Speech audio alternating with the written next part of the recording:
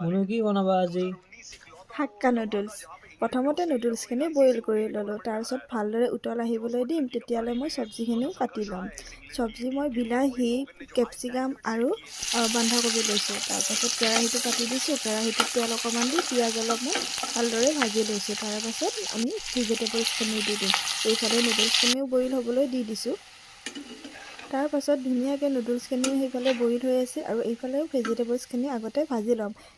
ভেজিটেবলছখিনি ভাজি লৈ তাত অলপমান মছলা দিম। মছলাৰ টেষ্ট আহিব মেগী মছলা অলপ ভালদৰে দি দিম। দি তাৰপাছত ভালদৰে লৰাই তাত টমেটো চচ আৰু চয়া চচ আৰু টমেটো চচ অলপ দি দিম। দি আকৌ ভালদৰে লাৰি এইখিনি ভাজা হোৱাৰ পাছত আমাৰ সিজাই থোৱা নুডলছখিনি দি দিম।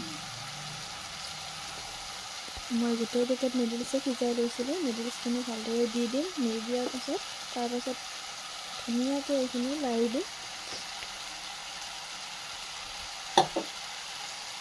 নুডলছখিনি দি এতিয়া ভালদৰে লাৰি দিছোঁ। লাৰি মই অলপ চয়া চচ অলপ কম হৈছিলে, তাতে মই আৰু অলপ চয়া চচ দি দিছোঁ বাৰু। গোটেইখিনি ভালদৰে লাৰি দিয়াৰ পাছত আমাৰ নুডলছখিনি হৈ গ'ল ৰেডি।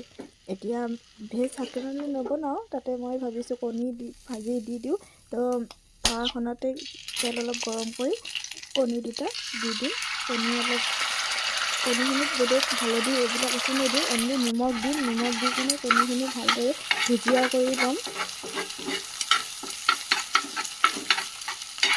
মই কণীখিনি ভালদৰে ভুজিয়া কৰি লৈছোঁ আৰু ভুজিয়া কৰি লোৱাৰ পাছত আমাৰ নুডলছ তৈয়াৰ হৈ গ'ল। তো নুডলছখিনি আমি প্লেটত ৰেডি কৰি তাৰ ওপৰত এগখিনি দিছোঁ আৰু এইটো লোৱা কেনেকুৱা হৈছে জনাবা দেই।